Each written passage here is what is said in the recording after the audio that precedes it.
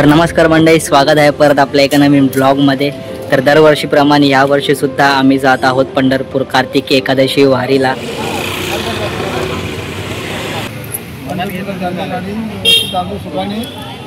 सुख समाधान घेऊन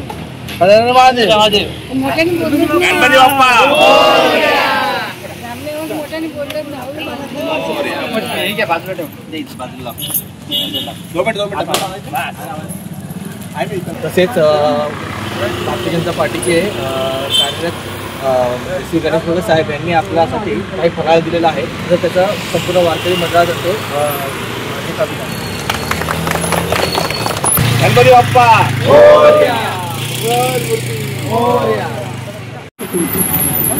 फोटो आला पाहिजे। मागच्या वर्षी चप्पल गेली, आता काय घालवायचं? हे पण काढले गेलं पाहिजे। तर आता पाण्याच्या बाटल्या घ्यायला आलोय, तर हे पटकन आता लोड करायचं आणि निघायचंय।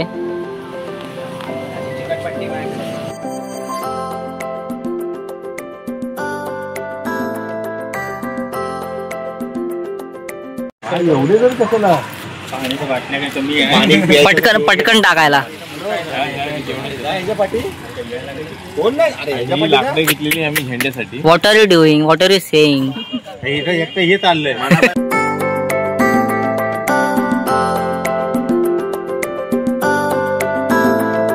अरे विठ्ठल श्री ज्ञानदेव पंढरीनाथ महाराज की जय, महाराज की जय, संत तुकाराम महाराज की जय, श्री स्वामी समर्थ महाराज की जय।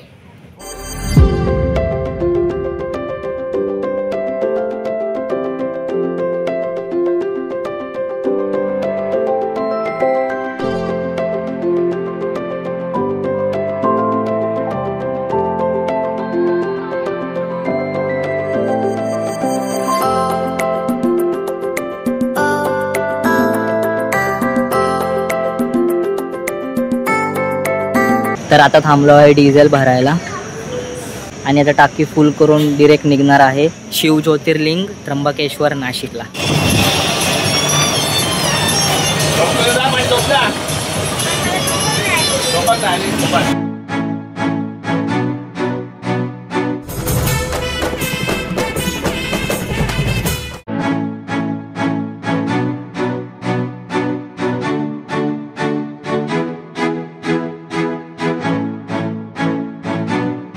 तर पोहोचलो आहे आपल्या पहिल्या स्थानावर, म्हणजेच त्र्यंबकेश्वर ज्योतिर्लिंग नाशिक।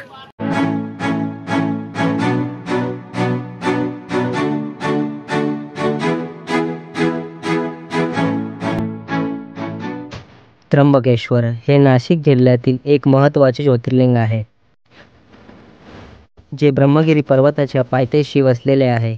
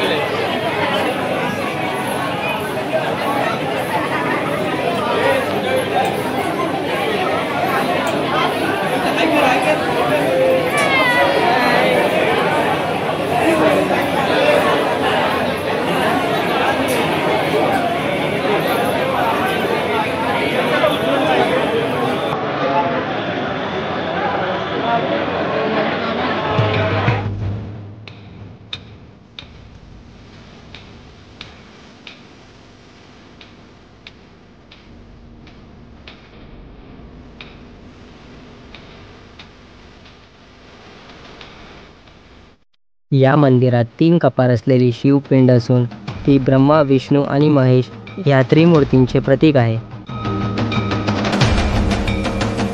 या ठिकाणी कालसर्प दोष निर्वाण पूजा आणि नारायण नागबळी विधींसारख्या धार्मिक कार्यांसाठी भाविक वर्षभर गर्दी करतात आणि या शिवलिंगातून गोदावरीचा प्रवाह सतत वाहत असतो।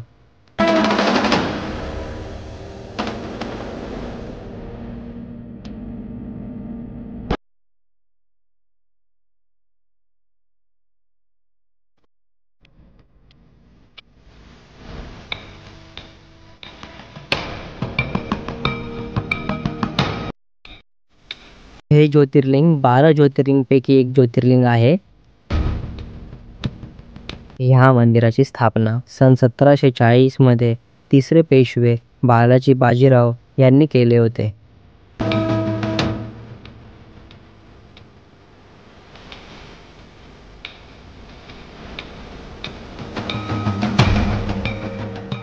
तर दर्शन झालेलं आहे, दर्शन करून आलोय बाहेर. पण एक गोष्ट खटकते, ह्या लोकांनी देवधर्माला भाई बिझनेस बनवून ठेवलेला आहे.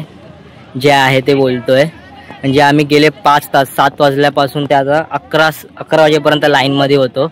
आणि हे लोक म्हणजे इथे दुसरे काय माहिती VIP पास असं म्हणतात, 200 रुपये 500 रुपये देऊन. चल ते पण ठीक आहे, मग त्यांना वेगळं पाठवा ना. आम्ही 5 तास लाईनीत उभे राहून एवढं आलो आहेत आणि आमच्यामध्येच मिक्स करतात त्या लोकांना. थोडी अशी वादावाद पण झाली. तर काय बोलायचं, असं करायचं असेल तर मग मनच होणार नाही ना असं देवदर्शन करायला. जर तुम्हाला पैसे घेऊन मध्येच घुसवायचं होतं म्हणजे का आम्ही येडे का 5-6 तास लाईनीमध्ये उभा राहून दर्शन करायला येणार? हां, जाऊ दे, देव आहे भाई, देव बघतोय. ज्याची त्याची कर्माची फळ त्याला भेटणार. आपण आपलं चांगलं करत राहायचं बस.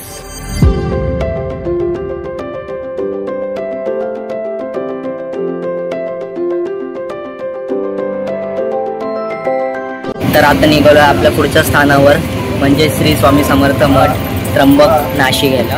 आता तिकडेच जाऊन मग आता फ्रेश बिश होणार आहे, आंघोळ वगैरे करून जेवून मग तिकडून दर्शन करून निघणार आहोत.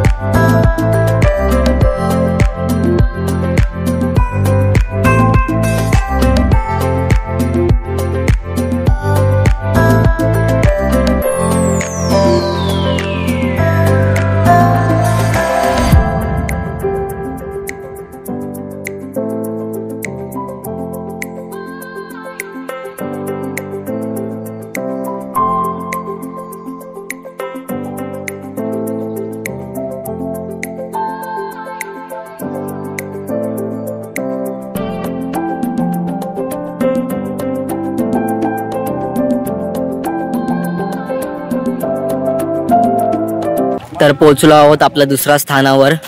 पण दर्शनाच्या आधी आंघोळीला जातोय, फ्रेश वगैरे होतोय.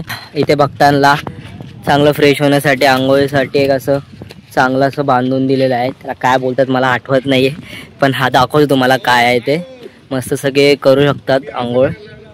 आणि ते महाप्रसादसुद्धा आहे, सकाळी 11 ते संध्याकाळी 5 वाजेपर्यंत असतो. तर इकडे होतं ते, पण आता बंद झालं आहे. काय माहिती आमच्यासोबत असं का होतं आहे. आता हे लोक बोलतात की हे बंद आहे, नाही होऊ शकत. मग आता दुसरीकडे सोय बघते आंघोळीसाठी. आता तर आता आम्ही लोक मठापासून खाली आलो इथे श्री सिद्ध नवनाथ धाम. इथे ह्या लोकांनी आम्हाला जागा दिली आहे जेवण करायला आणि आंघोळीसाठी.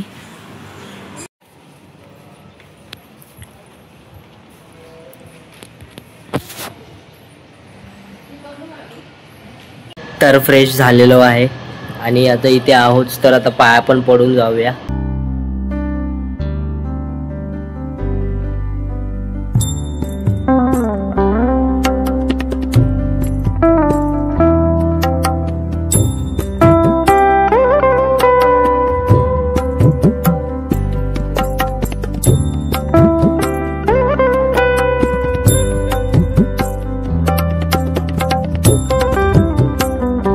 तर जेवण सुद्धा बनवून तयार झालेलं आहे. तर जेवण झालंय आणि समोरच मठ आहे, म्हणजे मठापासून परफेक्ट समोरच हे आहे. आता परत जातोय मठाकडे, दर्शन घेणारे मग निघणारे पुढच्या स्थानावर.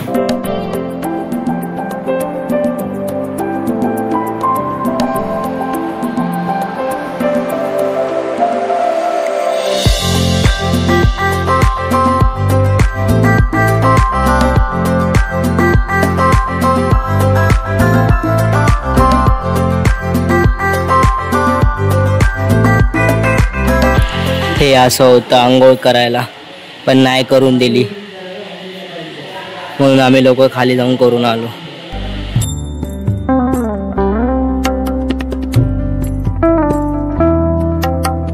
त्र्यंबकेश्वर येथील अखिल भारतीय श्री स्वामी समर्थ गुरुपीठ हे एक प्रसिद्ध स्थळ आहे.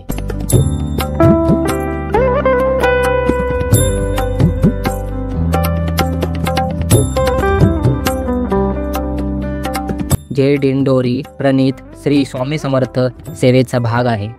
स्वामी समर्थ यांनी 1800 ते 1809 या काळात त्र्यंबकेश्वरला भेट दिली होती आणि ते ज्या वटवृक्षाखाली थांबले होते त्या ठिकाणी हे गुरुपीठ उभारले गेले आहे. हे गुरुपीठ ब्रह्मगिरी पर्वताच्या पायथ्याशी वसलेले आहे. हे स्थळ आध्यात्मिक साधकांसाठी आश्रयस्थान म्हणून काम करते आणि येथे आयुर्वेदिक तज्ञ देखील उपलब्ध आहेत.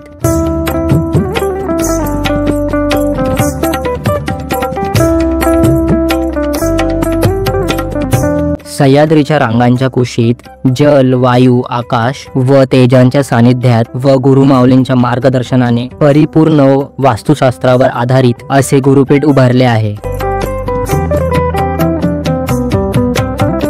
तर दर्शन झालेलं आहे.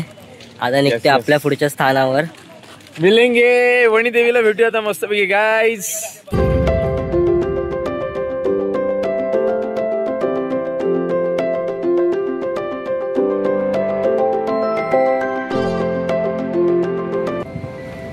डोंगर जेसीबी हा भात आहे, त्याच्यामध्ये कलम लावले त्याने. हुशार आहेत लोक, डबल पीक घेत आहेत.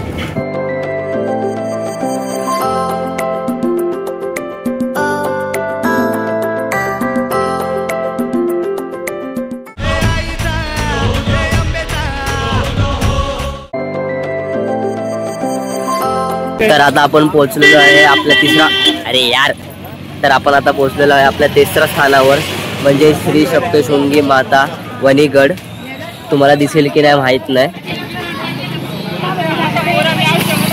हा धूर नाही तर धुकं एकदम फॉग झालाय. आणि एकतर यायला इतकं लेट झालंय की अंधारच पडलाय. बोलतोच आहे, चालू आहे वाय. सप्तशृंगी देवी वणीगड हे नाशिक जिल्ह्यातील एक महत्त्वाचे शक्तिपीठ आहे. गडावर देवीच्या दर्शनासाठी 510 पायऱ्या आहेत, पण रोपवेची सुविधा देखील उपलब्ध आहे. भाई साहब, ते रोपवेचं हे कमी आणि एअरपोर्टचे वाईब जास्त येत आहेत. हे देवीच्या 3.5 शक्तिपीठांपैकी एक मानले जाते आणि 7 डोंगराच्या कुशीत वसलेले आहे.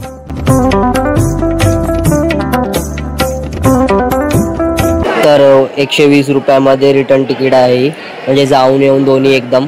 चैत्र पौर्णिमेला इथे मोठी यात्रा भरते, जिथे हजारो भक्त देवीचे दर्शन घेण्यासाठी येतात.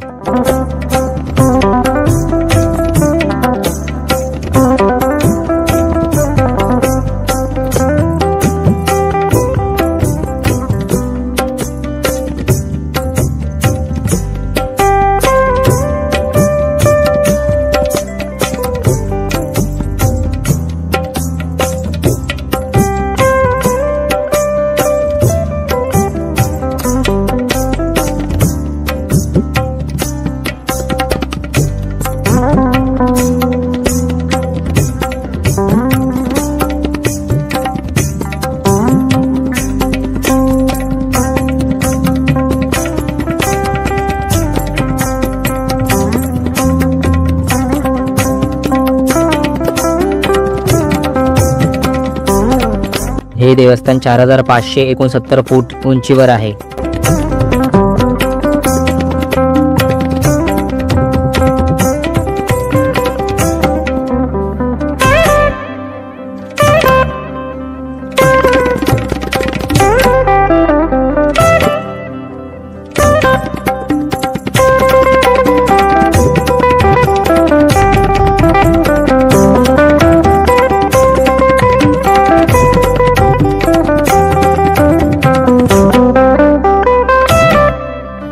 हो अंडरवर्ल्ड में जिक्र आया राह के नाम का, महिषासुराचा वध केल्यानंतर देवीने येथे विश्रांती घेतली असे मानले जाते.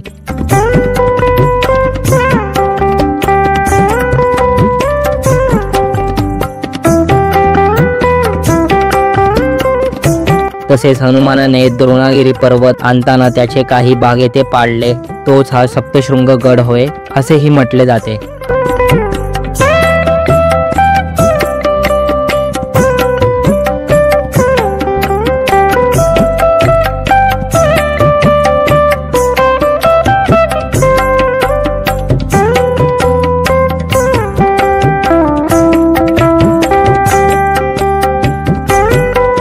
देवीला खानदेशी माहेर, राजराजेश्री आणि नवसाला पावणारी माता म्हणूनही ओळखले जाते.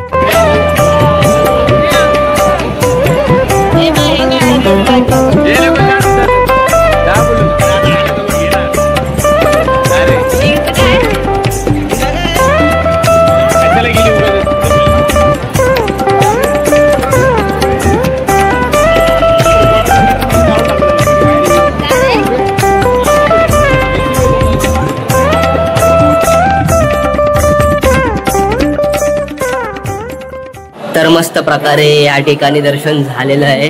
काहीतरीच मस्त झालेलं आहे, पण गर्दी खूप आहे.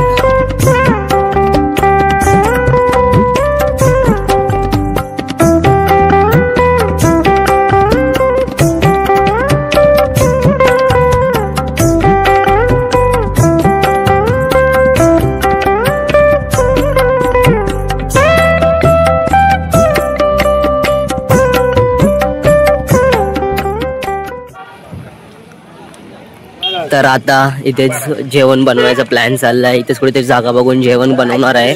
मग जेवण डायरेक्ट आपल्या पुढच्या स्थानावरती निघायचंय.